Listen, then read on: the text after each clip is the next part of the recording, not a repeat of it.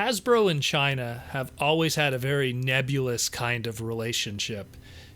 It used to be back in the day that 99.9% of our Transformers were made from the land of China.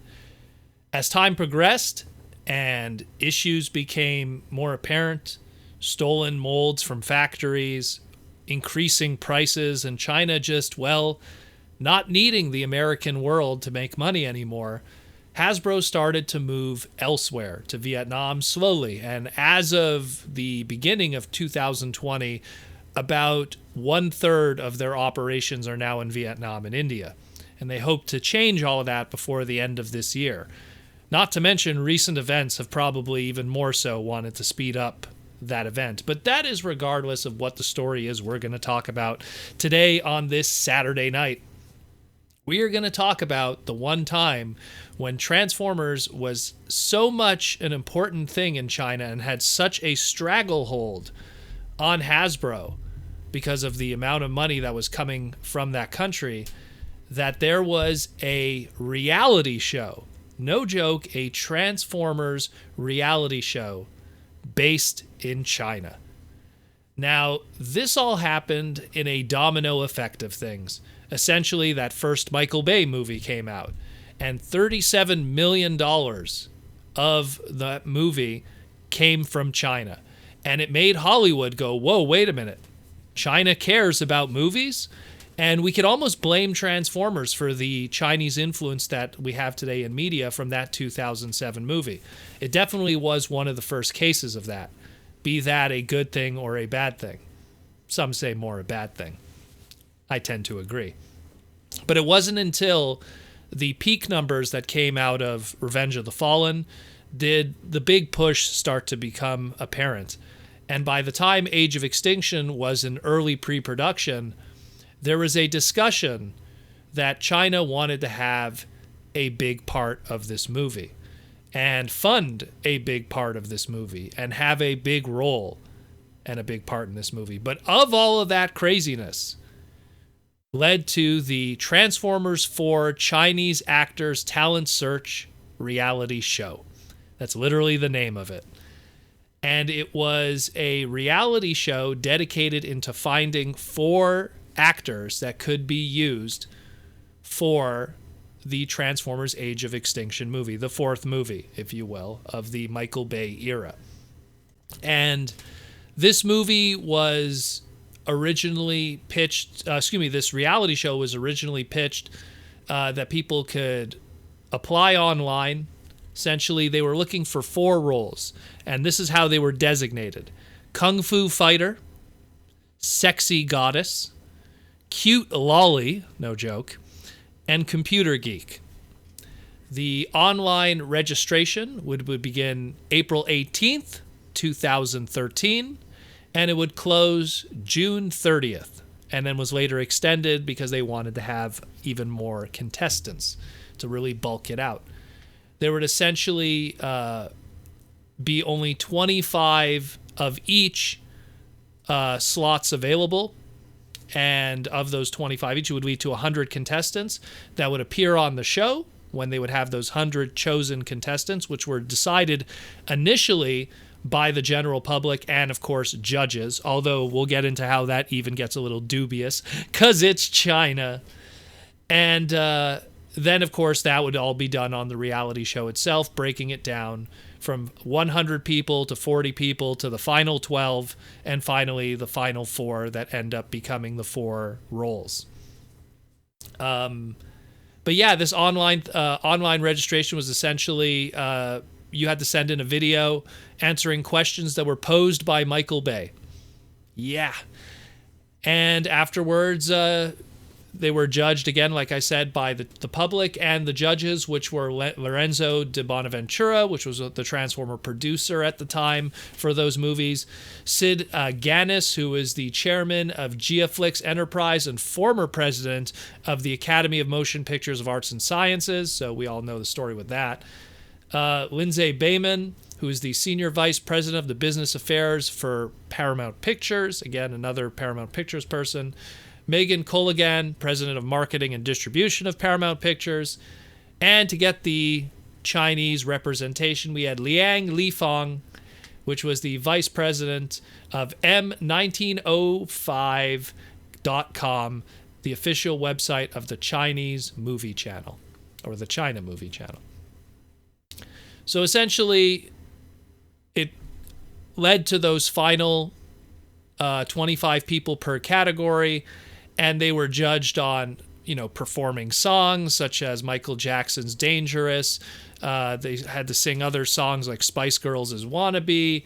There was one contestant that put on a Alice in Wonderland magic theme. It was a messy, I saw clips of this, and it was just this messy improv.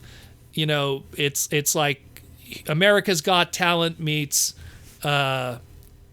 American Idol, and it was, I don't know, maybe just because I'm not a huge consumer of Chinese media as opposed to, let's say, Japanese or even Korean media. I just I don't know, just wasn't feeling it.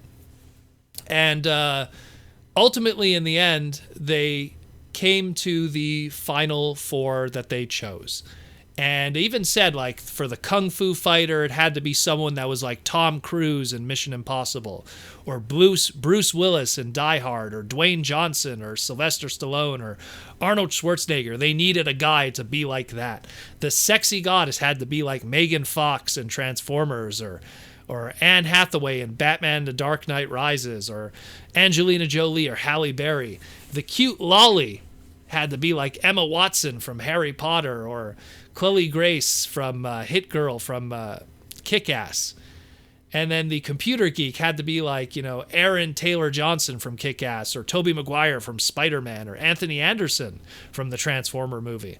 So they were looking for people that represented those.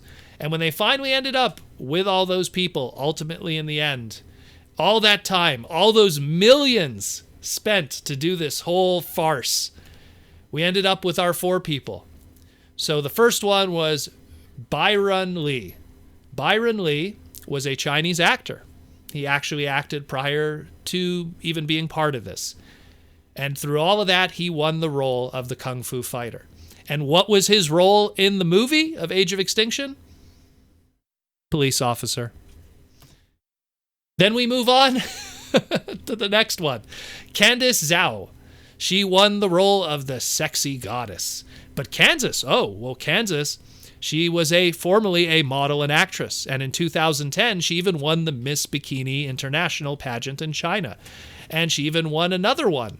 And she actually has done acting prior to this. And what did she win by being the sexy goddess? Who was she in Age of Extinction? She was Woman in the Elevator. Wow. Amazing. Woman in the Elevator. Remember that role? Never forget that. Then we move on to Cute Lolly. That was won by Teresa Daly, who apparently is Chinese. It's just ignore her. That's her stage name. And she actually was in TV series in China in 2006. She was in some show called Dangerous Mind, not related to the movie. And she even appeared in other shows such as Days We Stare at the Sun and The Winds of September and Snowfalls in Taipei.